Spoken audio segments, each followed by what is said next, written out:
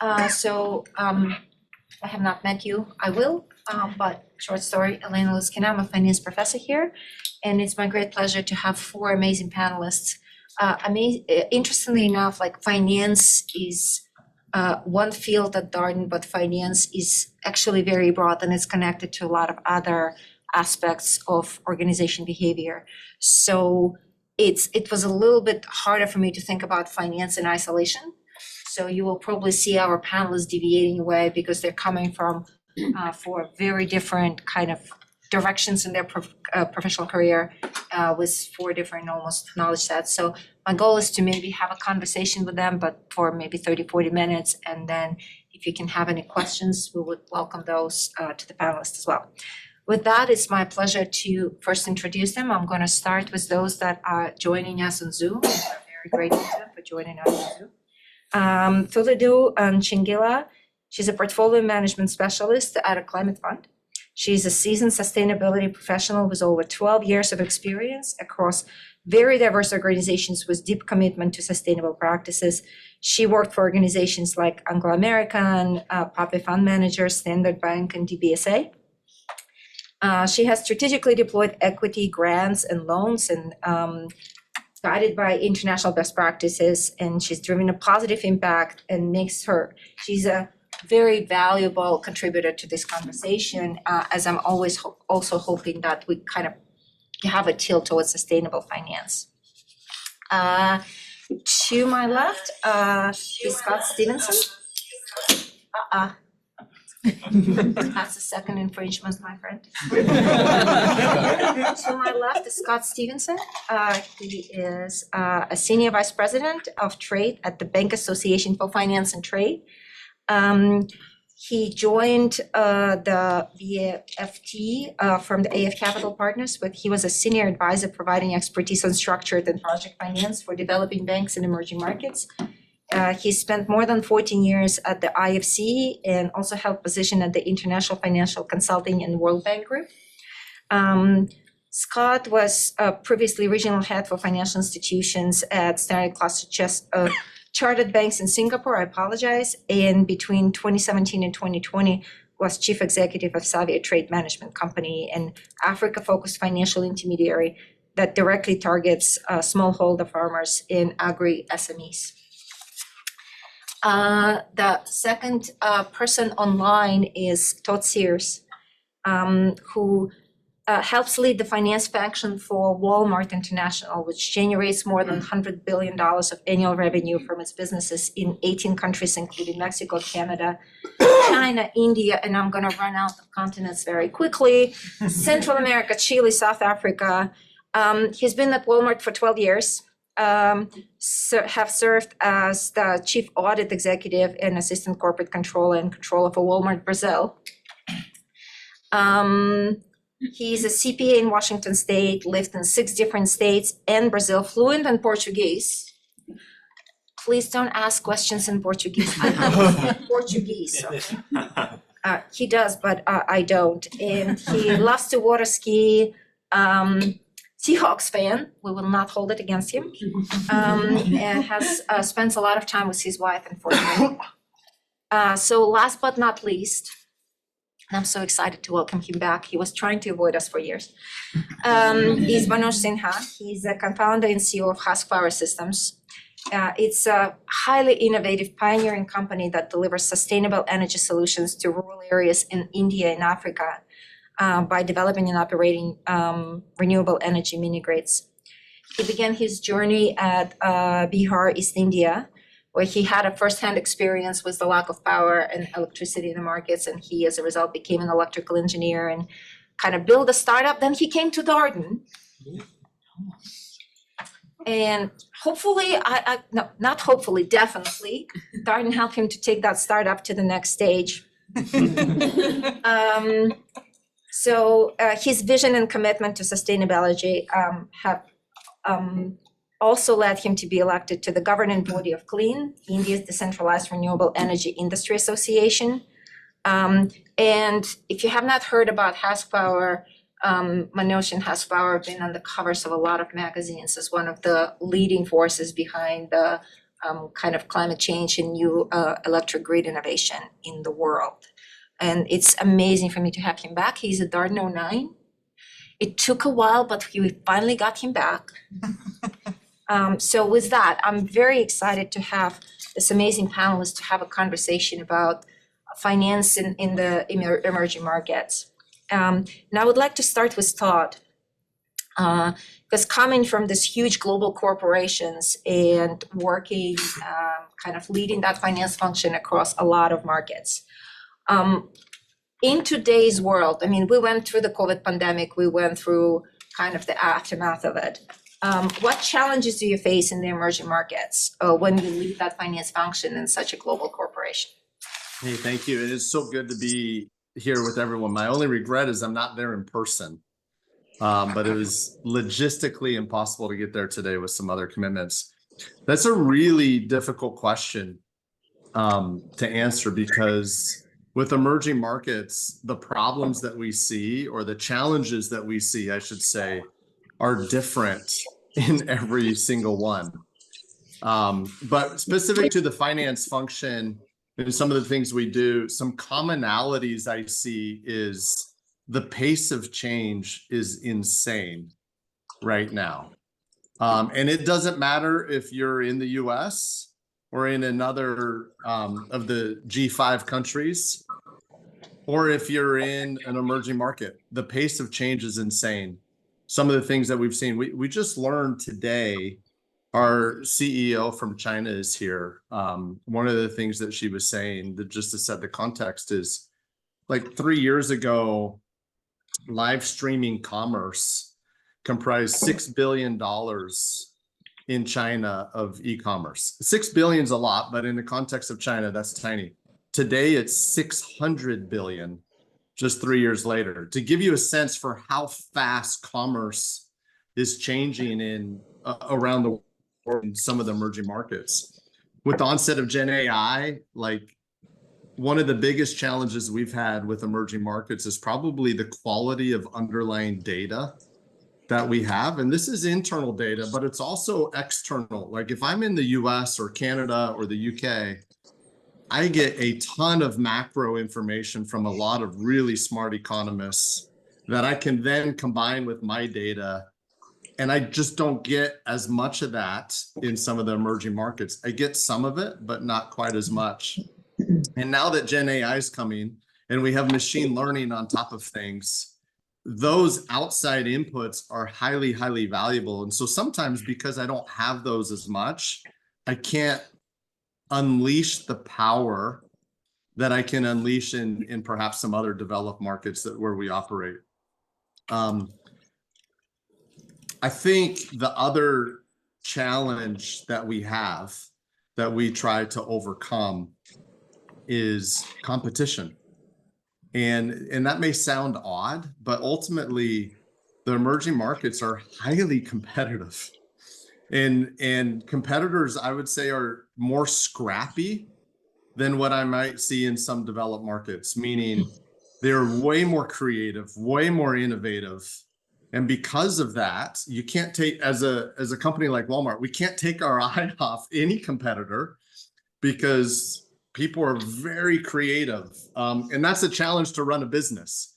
But it's good because it makes us a better business. We love competition, and it just helps us step up and understand some of the other things that we do. I could go on for the full hour, but I'll stop there with those two big ones.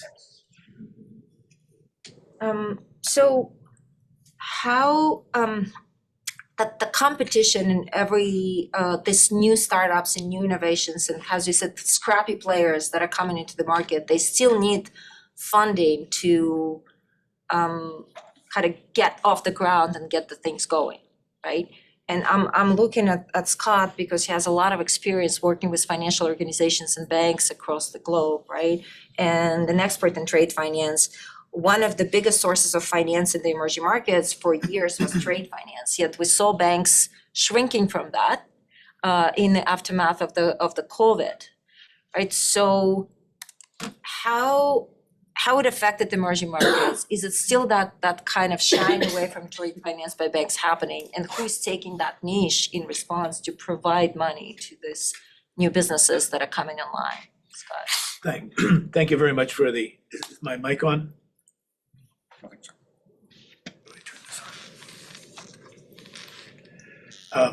Thank you for the question, but first of all, I'd like to thank the organizers of the conference, in particular to Keith Garfield, who issued the invitation on behalf of his uncle, who is a very prominent banker in the U.S. West. It's an interesting phenomena. The Asia Development Bank puts out a survey in terms of what the perceived market gap is in terms of access to trade finance in the emerging markets. A couple of years ago, that number came out to be $1.8 trillion, and that was before the pandemic. After the pandemic, that number has now gone up to $2.3 trillion. So it's a really critical factor in terms of what's going on in the world. Without getting too much into the mundane of it, the withdrawal of international banks from providing financing to emerging market banks and then their clients is a result of a couple of factors. One of which is caused by regulators.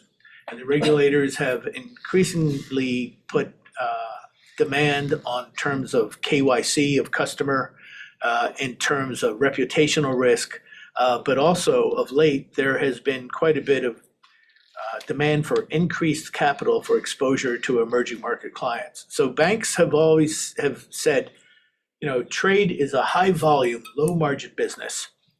Given these things that are going on, do I really want to commit future resources to it? Because at the end of the day, the bank needs to make money. The organization that I'm with now, which is BAFT, which is the Bankers Association for Finance and Trade, we're the leading global association of trade and payments banks. So this whole issue of de-risking is of critical importance to us. And we're searching in ways that we can help drive additional financing to the emerging markets. Another shift that's occurred, and I'm sure Todd's well aware of this, is that traditionally letters of credit were used in terms of international trade. And an emerging market supplier could take that letter of credit to his bank and get financing for it. Now we've gone to what's known as open account, which accounts for 80% of the world's trade.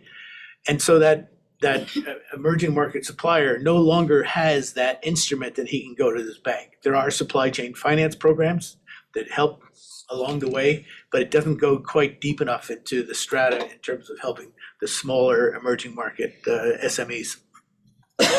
So the bank finance was mostly kind of available to relatively more established corporations, right? Somebody that is less innovation driven and more like goods driven when there is a collateral involved. So overall, you cited a number that it pretty much increased by about 60% if my mental algebra does me justice. I admit it's Friday afternoon, so. But do you see overall increase in the lending that is happening in the emerging markets? And what are the biggest avenues where you see the increase? Well, I think the expansion of supply chain finance, whereby a major importer of goods, say like what Walmart is doing, for its goods for sale in the U.S. That is helping because it's giving access to finance to smaller emerging market small medium enterprises. The cutoff isn't with the corporate. The cutoff is with the smaller entities in the emerging markets, which have had their access to finance dried up. And overall, the international banks are withdrawing wholesale in terms of what are known as their international correspondent relationships. So the number of international or emerging market indigenous banks that say a Citibank or a Bank of America has shrunk by over 50% in the last couple of years. And that's been driven by risk, by return. The bright thing on the horizon, though, is digitization could help solve a lot of this problem.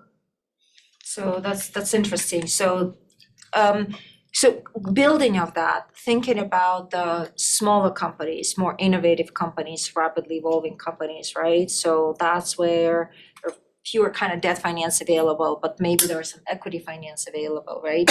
And a lot of it is under this umbrella of sustainable finance, so impact finance, because in emerging markets, you see a lot of innovation that benefits society and benefits kind of environment too. That's why I'd like to switch to Manoj, because, I mean, Husk Power raised about 43 million in Series D funding, equity funding in 2023, and then on the heels of that, raised about 60 million from the likes of European Investment Bank and the International Finance Corporation in debt. Right, so you kind of had a front seat to availability of kind of equity finance to very innovative companies. So what is your take on a stance of that funding flowing into the impact space and social finance space? Thank you for those questions. So 2023 in general, as we have a friend from VC community, was a tough year, right? There was a lot of headwind and capital dried up, including for large renewable companies. The debt financing dropped down to practically negligible amount because SOFR rate went up to 5.5%. Everything becomes so expensive, your existing PPA does not make sense or does not make returns. So it was quite a tough market to raise money and raise money at a higher valuation than you had previously.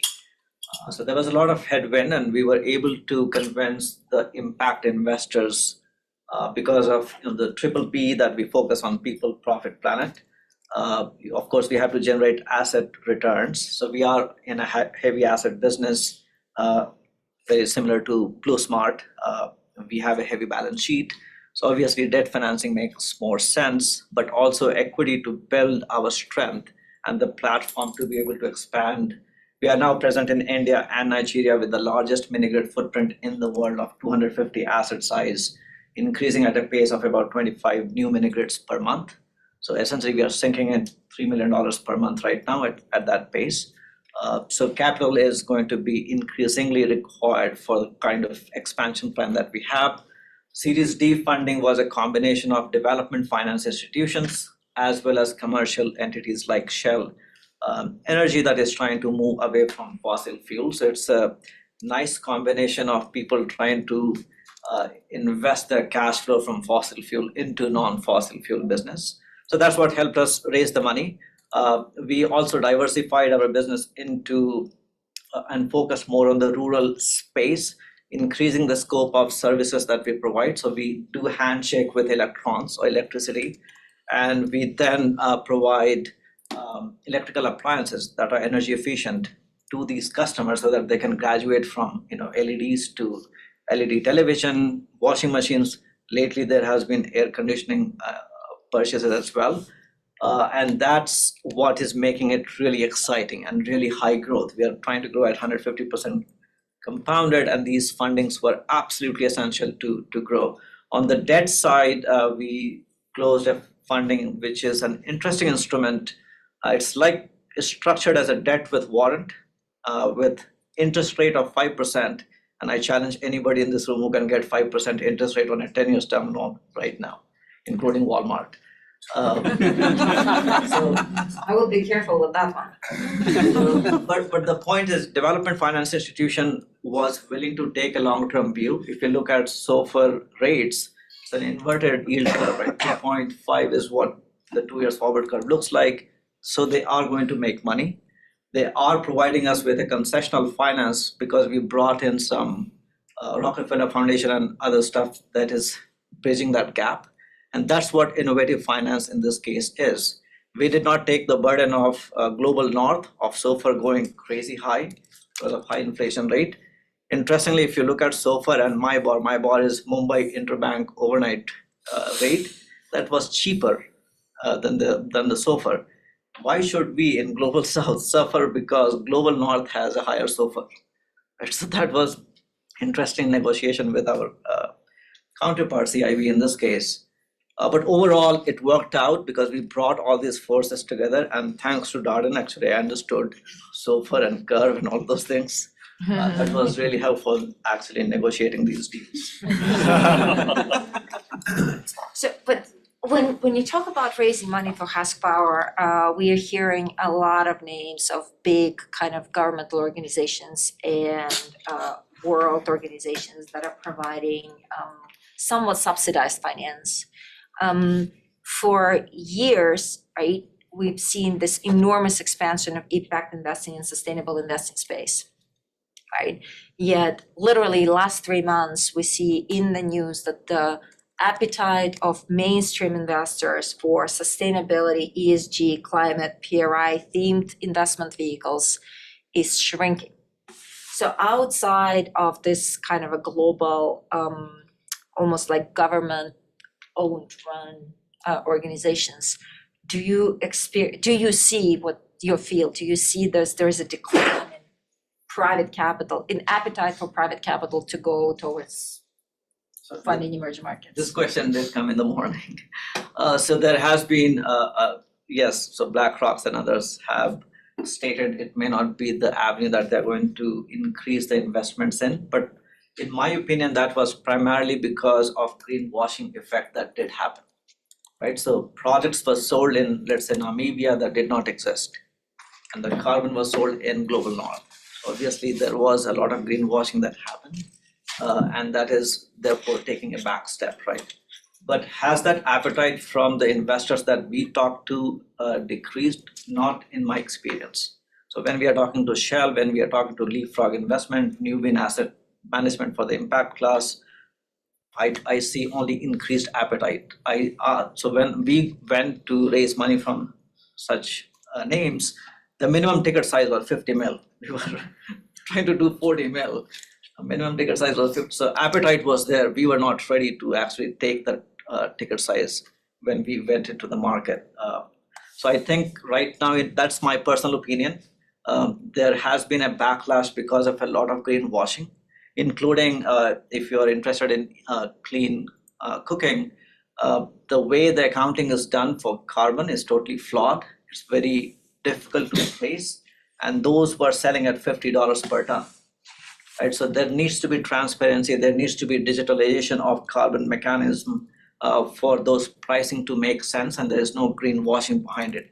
So actually that is good for a great tailwind for us, because when all these clean cook stove and all the things, actually Berkeley Research Lab just trashed them. What happened was our asset is all on a platform. By the way, we run predictive AI to manage our platform. So every carbon that we eliminate is visible in real time with 5 minutes gap. So we are now selling carbon at $30 a ton that we were selling only at $5 a ton a year ago. So actually it's what is bad for the sector is great news for us because we have real assets offsetting carbon. So you raised this issue of greenwashing, and that's where I really want to go to Suludu. I know with the 12 years of experience, she's very passionate about the sector, and that's the question that is very dear to her heart. And so overcoming greenwashing is important. So how can we implement this and ensure this transparency in kind of sustainable finance, so to retain the investor confidence in a sector? Thank you so much for the opportunity to speak today. So as you said, greenwashing for me is very important, as my panelist stated. And what tends to happen is the impact that it has, because there aren't any sort of strict regulatory oversight over the type of reporting that our institutions are receiving. There isn't a very clear definition or standard that can work across all sectors and all jurisdiction. So that's one of the other issues that we see cropping up in our organization. And also there isn't clear or transparent disclosure amongst sectors and organization as a whole. So that's why I feel that greenwashing was on the rise or is on the rise, and the only way to impact it or sort of curb it is to have stricter regulatory oversight and have also develop a clear and standardized definition of what is sustainability, what does it look like, what are the impacts, and what are the metrics. When you look at varying jurisdictions, sort of like when you compare your Americas to Africa, where there isn't much data or baseline available for us to actually determine the impacts and how we can help to mitigate or adapt to them. That's one of the issues that we have. And as an emerging market where we're trying to contain financing from international organizations or other DFIs or multilaterals. And when they first seek for such data and it's not readily available, that's one of the issues where you see like these issues crop up within the African diaspora. Just as my panelists said, there needs to be a bigger emphasis on standardizing, maybe even digitizing the information so that the data is readily available and can be used across all sectors, and also encouraging organizations to use third-party verification just to provide a bit more objective look or understanding about the data that is being submitted, whether we can qualify it and quantify it. I mean, we use such institutions such as the IFC for data correlation and standardizations and across some of my sectors that I've worked across. We've worked with the likes of the EIB, who are absolutely stringent on the type of data that they want to see. And I think that once we get enough training and capital injection into said projects that are in the process of, for climate change risk and management, I think that it'd be actually better suited, and there'd be a better baseline for data and qualifying it. I want to push back a little bit, and I kind of try to explore the space of impact investing in ESG peer themed investing for some time now. And for a long time, the industry really struggled to agree on a particular set of standards or key metrics. Like we keep talking about data, and there's a lot of clarity on how to measure climate change, right, or CO2 emissions, right? We can then audit it like any financials or not, but there is quite a bit of clarity. But there is always a struggle on how to measure, other aspects of social finance, right? Health and welfare. How do we compare kids' mortality with things that affect children in sub-Saharan Africa who cannot attend school? So how do we measure all of that? Do you see any progress happening on kind of whether the industry comes to more kind of agree that the same measures should be used? Because what I've seen before is that everyone kind of pulls the blanket on themselves. So, I mean, with instances like that, they're very scenario based. If we have to be really honest, the sort of data, the sort of social data you'd receive in South Africa, I'm talking about the African continent now as a whole, as that's my sort of area of expertise. So the sort of data that you extrapolate from South Africa and the sort of data that you might get from Tanzania are two totally different matrix that are just you just can't find out where the balance is. In South Africa, for instance, we have what we call the BE Transformation Policy or Act, where it says for your business to be impacting, let's say the previously disadvantaged, this is the threshold that you need to have. These are the sorts of suppliers that you need to have. For each and every project, you have to have a percentage that is funneled back into the community that you said you are going to serve. So when you look at instances like that, I do feel like there are certain areas that are playing in that field and are actually coming along with the data.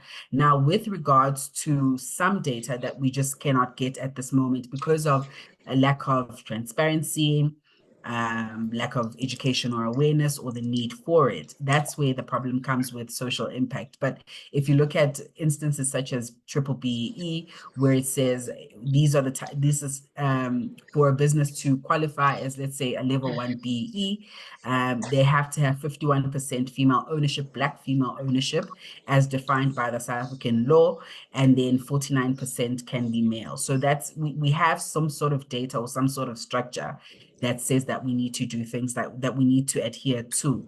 But when we're trying to play in the international field, when we're looking at other metrics such as gender equality, diversity, and the like, so that's where we need to come into a bit more aggressive in trying to elevate those sort of metrics, elevate fatalities and mortalities in children, be accountable for those types of information. I think that's where it's missing out a little bit. So Todd, going back to you, we kind of deviated into the space of sustainable finance and social finance.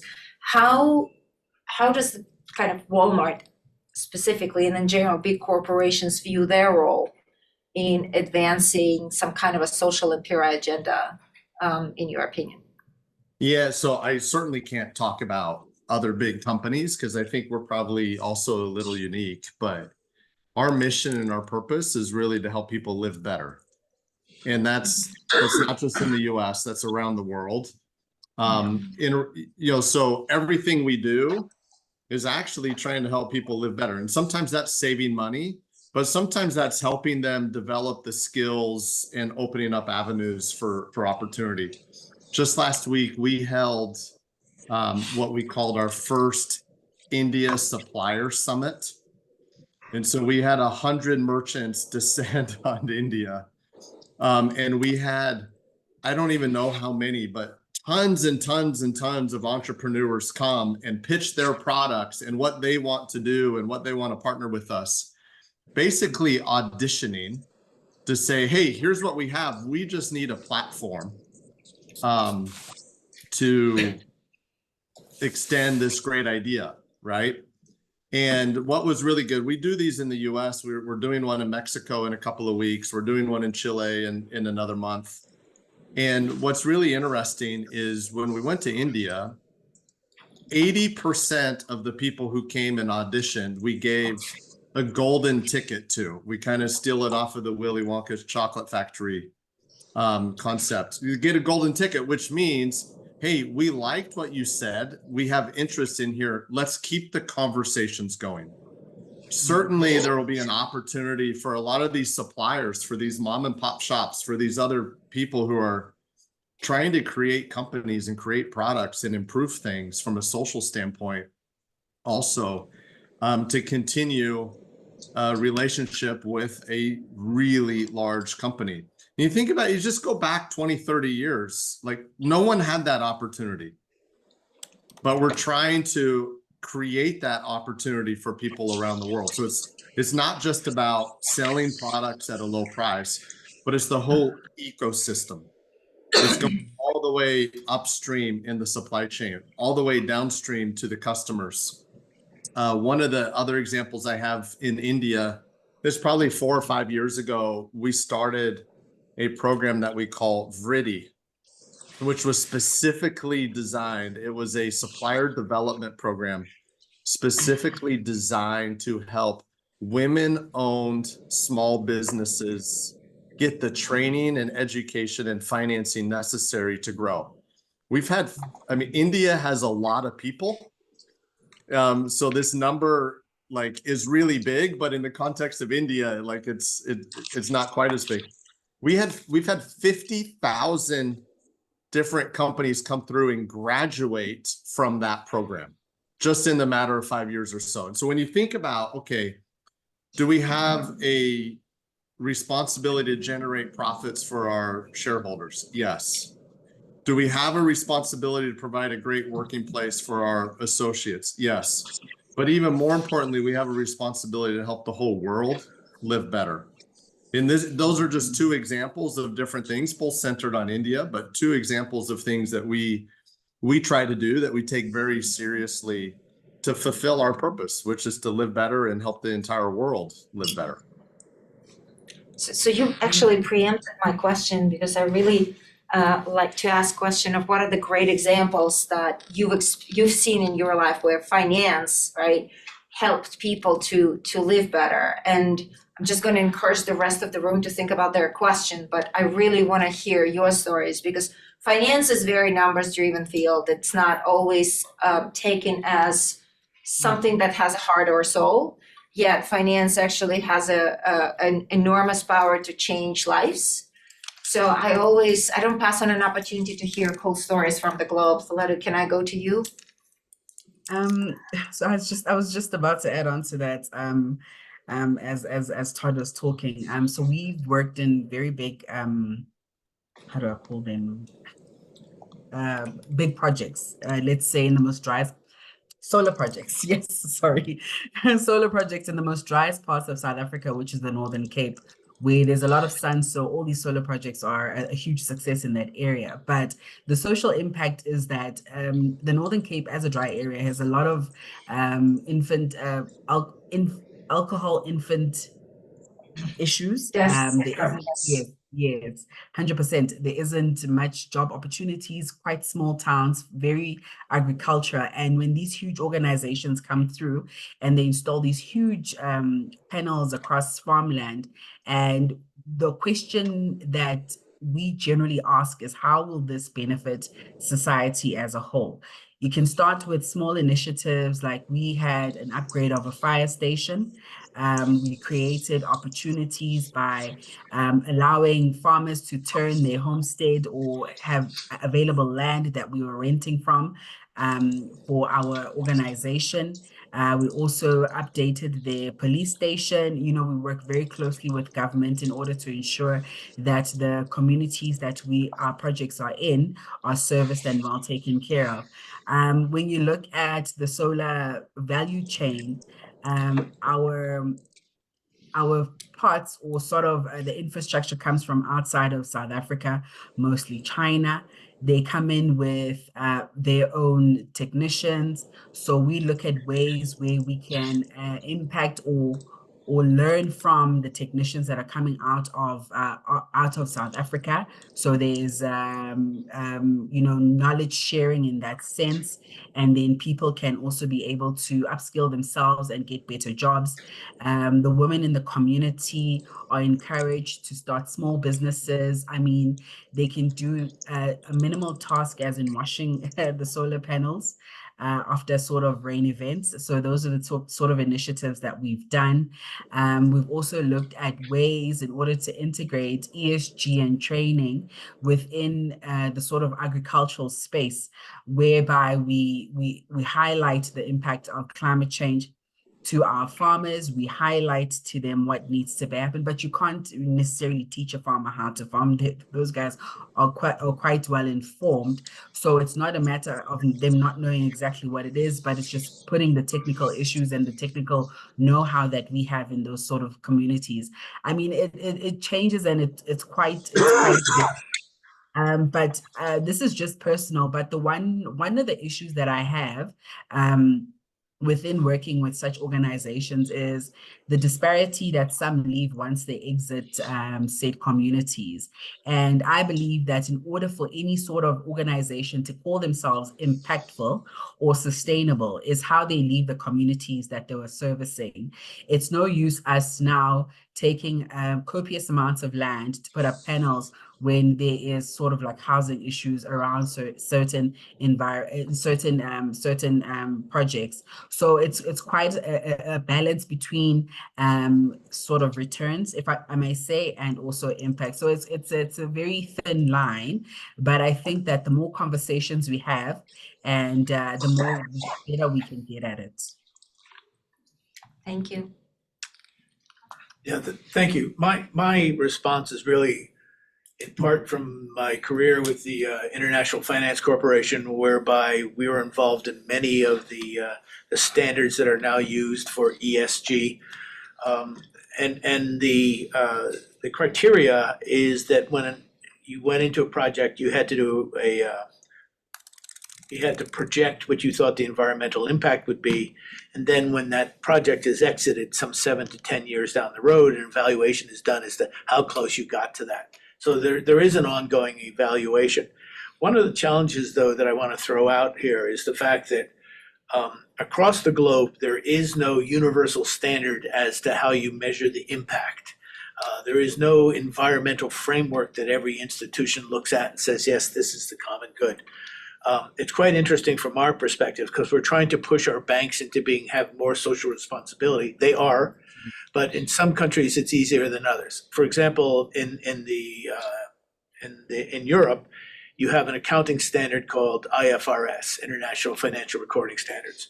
They have been very, very strong in terms of bringing in environmental guidelines as part of the financial recording, to the fact that now a lot of companies now must report the environmental impact of their businesses, including the carbon footprint of their supply chains.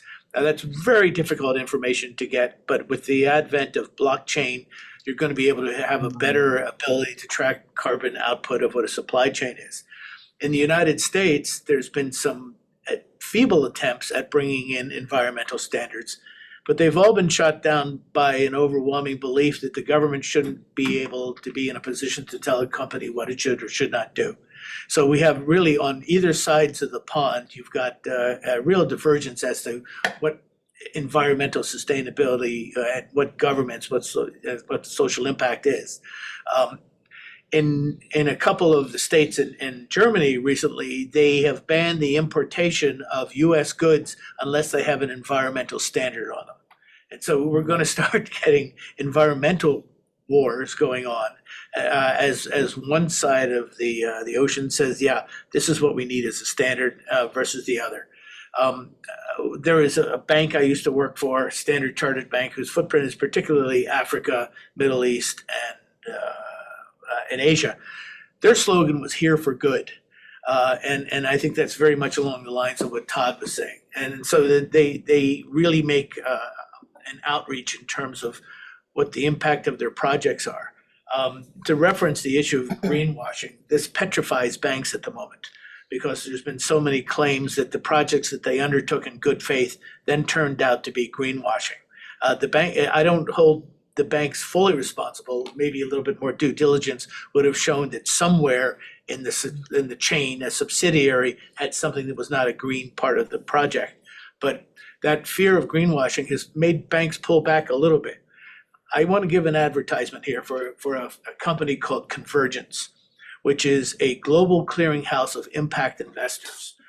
And they are key to driving those firms, private equity, family firms that want to invest in impact projects and pairing it with the private sector in terms of investment. So take a look at them. I think they're interesting. One commercial. If you want a career that involves all of these things, digitization, ESG, take a look at the multilateral development banks. Take a look at IFC, take a look at the Inter-American Development Bank, look at the Asia Development Bank, Africa Development Bank. They're kind of at the leading edge. I hope my panelists agrees with me that they do a tremendous amount, particularly in terms of technical advice as to how to better bring the disenfranchised into the formal system of finance. Thank you. Manoj? Last but not least. I lost track of what the question was.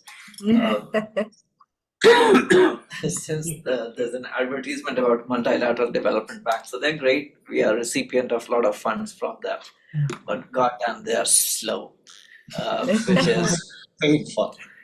It is 2 years to close a deal when the deal should be closed in 6 months. You're being kind.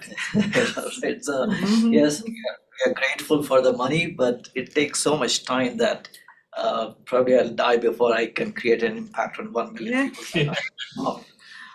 But they are truly, they do take risks. That's very true. They do go out of their way to take risks. So those are all true. They don't behave like the Citibank of the world. They do take different kind of risks that typically the old school banks like JP Morgan, Bank of America will never ever take. So I absolutely agree on that. Can Citibanks of the world make a difference? Particularly Citibank, I don't like personally. So If you go there, don't tell them. probably not. The question about finance and impact. So I was giving an example of carbon, right? So we are impacting people, and each megawatt hour of energy that we generate and distribute to people, Why are we getting a multiplier? So right now, if you look at S&P Global Commodity Insights, a ton of CO2 is trading at $2.3 per ton, right? We got $30. Why? Because each megawatt of energy that we provide to our customers has a real measurable impact. So the way we do it is, one is simple, right? So let's say we entered a community with roughly 100 diesel generator sets running. We count after 3 to 6 months, it's 0.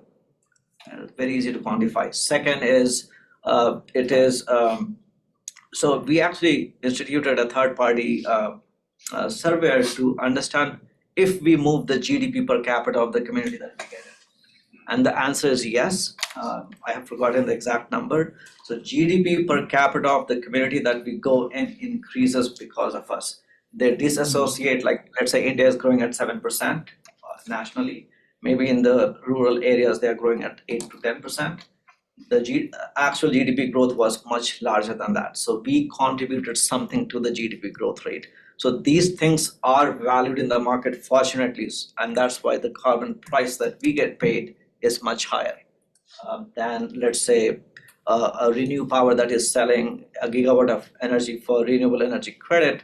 For each megawatt hour that they sell, they get less than 1 ton worth of money, and they will trade at $2.3 per ton. It's amazing to hear a very kind of similar theme across all four panelists thinking about what are the externalities. So you can run a business of electrification, but there are externalities. You can run an enormous kind of retailer and platform, but you're thinking about externalities to the community, which is incredible. And I really would like to encourage all of you to think about it once you take your jobs. And do you have any questions for panelists? That's what I was wondering. Yes, sir. Hi, Kelvin. Okay, thank you, Lena. My name is Kelvin. I'm a first year here. I'm first year at Darden. My question is to Manoj. I'm from Nigeria. So 2 questions. It's awesome what Paul Hawks is doing in Nigeria. But the first question would be, with everything the country is going through, I know, especially the exchange rate issues and a bit of sometimes the unclear and unstable government policies, have you been able to, keep head above water? And 2, you mentioned you got 5% interest rates. That's really awesome. Because in 2023, in a very high interest rate environment, how did you do that? And was it like, did you get a loan from the development finance institution? That, just curious to know. Yes, thank you for that question. So question is, in Nigeria market, the macroeconomic factors are pretty bad, especially when it comes to the currency. So the Naira was trading at about 450 in the Central Bank of Nigeria, which pegged the Naira to US dollars. It was not floating rate. Then new government was elected, new president was elected last year. They floated the rate. This 450 is right now 1600. So how do you operate in a market where the exchange rate just 4x, and how do you get valuation for that? So that's something that we are trying to actively solve, and I would love to hear more ideas from people. But the way we are solving it is we are taking local currency debt financing, right? So in Nigeria, since you are from Nigeria, I have met Tony Elumelu, whose bank is called UCIF, who is actually willing to lend at 19% local currency interest rate, which is 8% below the inflation rate, for a long-term tenor of 10 years.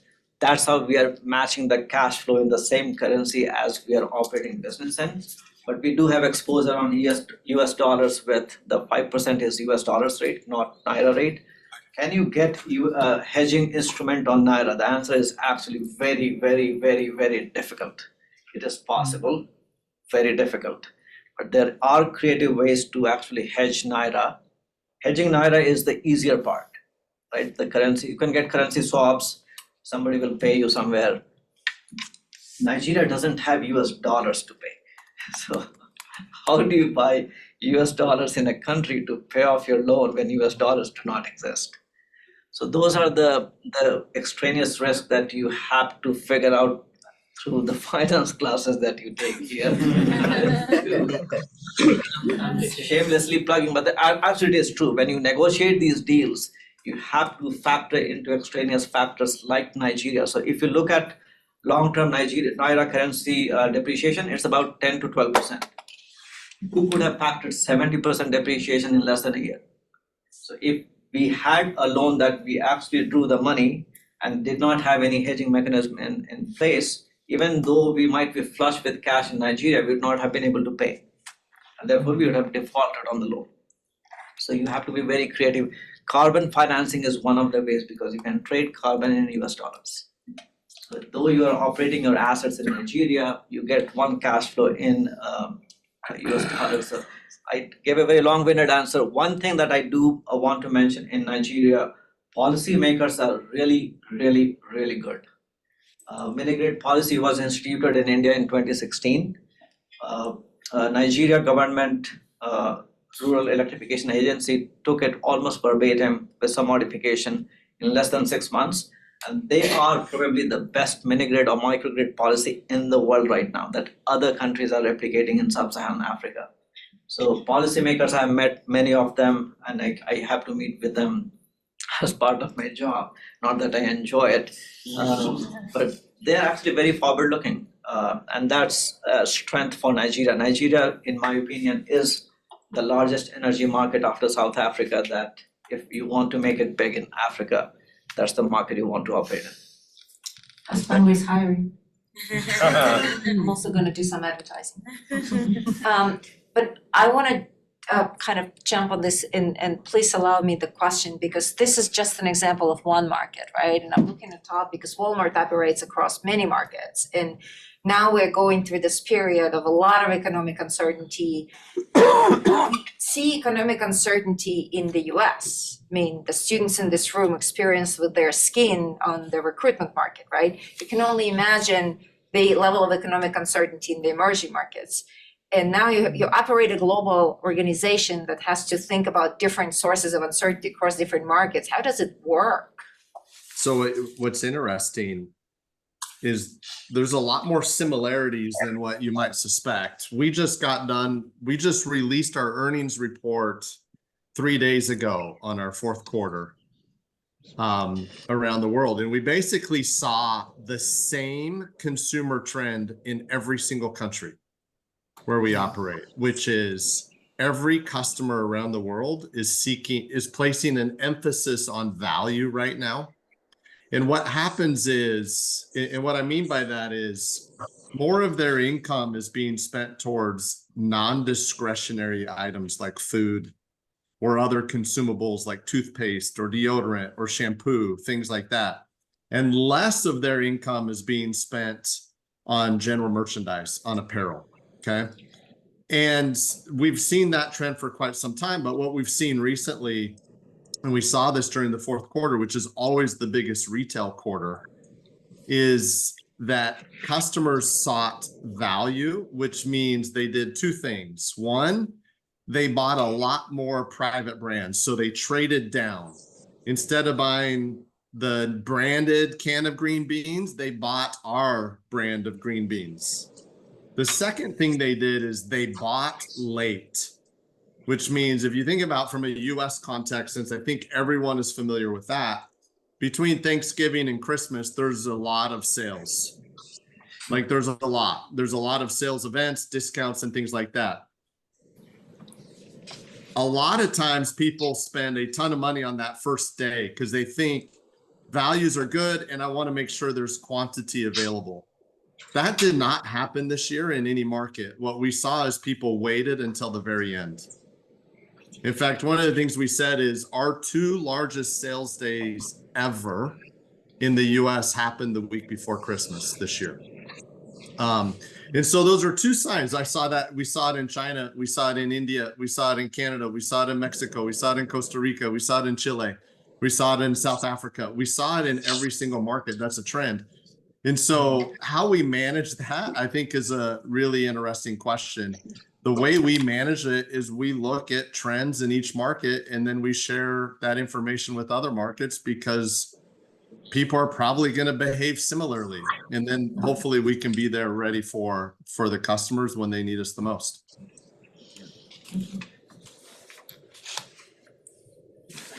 Sure. Thank you so much for this amazing session.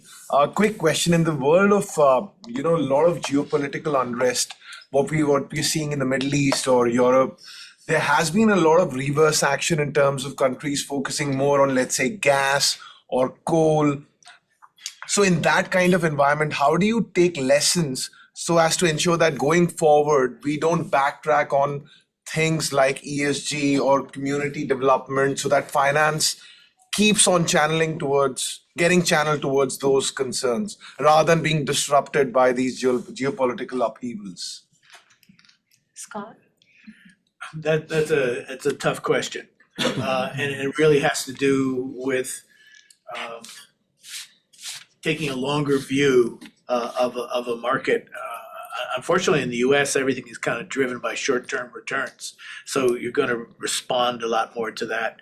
That's why I think the need for kind of accepted global frameworks for what constitutes ESG consciousness is really important. I also have to say it's going to follow on you, people of this class, to drive that, because the ancien regime is not going to change the way that they look at these things. So it really is a critical. It's a mindset more than anything else. I mean, if you really have to take a look at the long-term sustainability of our planet, really, in terms of the way you address these short-term bumps. Darshan? Yeah, my name is Darshan. My question to you all is that when you talk to investors or board members, more louder, okay.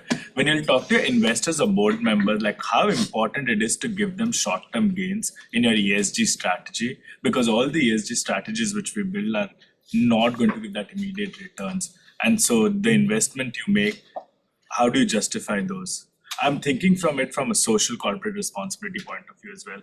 That's the reason. Can we go to Philado? Yeah, sure. Philado, did you hear the question? Not clearly. Okay. Do you mind if I, Yeah, please. and you'll give me thumbs up if I misinterpret your Yeah, question? sure. I think Darshan's question is, Scott mentioned that the long-term perspective is very important, especially in the very volatile environments, right? But when you talk to investors and what is the investor's view on kind of the shorter term returns and shorter term delivery on the objectives? And how does it affect essentially the investment profile, the speed of investment, the quality of investment in your opinion? Is this kind of myopia of investors, does it play a role? So I'm gonna answer, but I just hope that I get the answer correct. So when we're looking at investments, for us, it's generally long-term investments. We want to grow and we want to grow with a company, we want to grow with a project, we want to grow with an organization. But in order to verify that or to speak on short-term investment, what we look at proactive risk management for each and every investment that we partake in. So what we say to our investors is this is what we've identified, and these are the mitigations that we've put into place in order to ensure that things such standards such as ESG and sustainability are at the forefront. So I don't think I'm answering the question, but I'm just not understanding it. Go to Manoj. Manoj, you were in a receiving end of finance, both equity finance and debt finance. So I'll give you a real example, right? So some of the suppliers of solar panels in China are alleged to have violated human rights. Right now, those panels are trading at 10 US cents per watt. And if you look at First Solar, which is the largest US manufacturer of solar panels, they are selling at 17 to 19 cents per watt. Therefore, 70% more expensive than, let's say, LONGi or Trina Solar. Should I go to the board saying that I'm going to actually buy from LONGi and Trina? Not really, not in my conscience to forget about companies' ESG rules. So how do you solve this problem? Of course, one, you have to look at the overall picture of your CapEx that you're sinking. Let's say $100,000. Buying a panel for 70% more cost than one of the Chinese suppliers, I don't want to bad name any particular one, might reduce your return on asset by 50 to 75 basis points. Can you come up with a creative solution to limit this return loss that you're having and still win on the ESG side? The answer is yes. You have to be super creative in these situations. So for example, true example of Husk, we are buying from First Solar, long-term contract. We are taking 6 months credit when other players will give us not more than 30 days credit, right? That to an LC line. This is no asset guarantee or put for collateral for 6 months credit. So now my cost has reduced, right? Because now I'm not paying from my equity or debt funding. Two, we said we are not going to store in our warehouse, right? You are going to store in your warehouse. You will ship it almost like if you guys remember Dell days, like 20 years ago, the truck used to line up behind, like in front of the factory as they manufactured. So they never carried inventory cost. We are not carrying inventory cost in this case. So this is how you can financially and creatively engineer it to reduce the impact of 75 basis points to below 25 basis points. So this is actually a true example of what is happening right now with solar market that is quite dominated by China or Chinese suppliers, and a lot of them have a lot of human rights violation problem alleged. I don't know true or not.